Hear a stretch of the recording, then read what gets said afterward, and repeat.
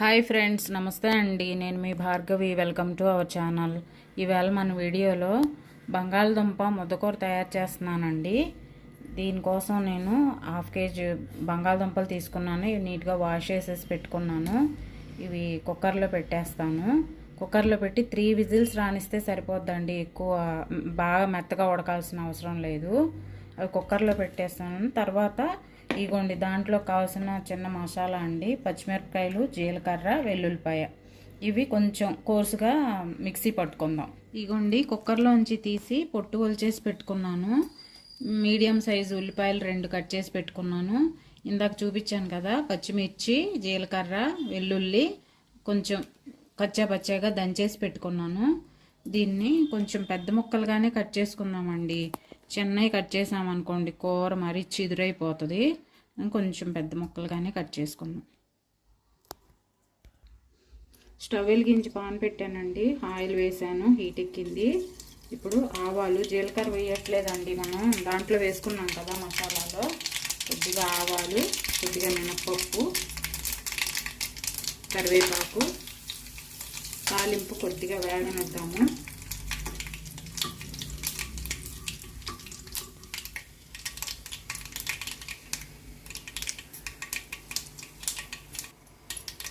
ఈ ఉల్లిపాయలు వేసేసుకున్నామండి. తాలింపు వేగింది. నేను 1/2 కేజీ బంగాళదుంపలకి 9 పచ్చిమిరపకాయలు తీసుకున్నానండి. మీరు కారానికి తగ్గట్టు, మీ కారానికి తగ్గట్టు తీసుకోండి. 2 ఏమో కట్ చేసి వేసాను, చూడడానికి బాగుంటాయి అని ఊరికే అలా వేసానండి. 7 ఏమో దంచాను అన్నమాట. దీంట్లో కొద్దిగా పసుపు, సాల్ట్ వేసేస్తున్నాను. ఉల్లిపాయలు కొద్దిగా వేగనిద్దాం.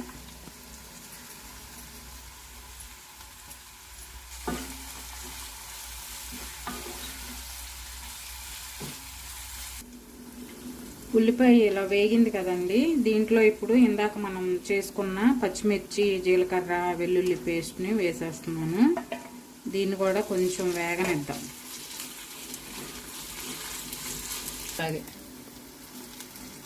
ఇది చక్కగా వేగిందండి, మంచి వాసన వస్తుంది.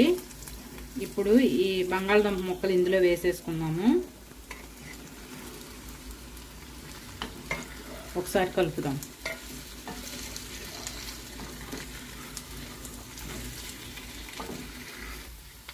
ఇంతేనండి, మన బంగాళదుంప ముద్దకూర రెడీ అయిపోయింది. నేను స్టవ్ ఆఫ్ చేసేస్తున్నాను. దీన్ని సర్వింగ్ బౌల్లోకి తీసుకున్నాము.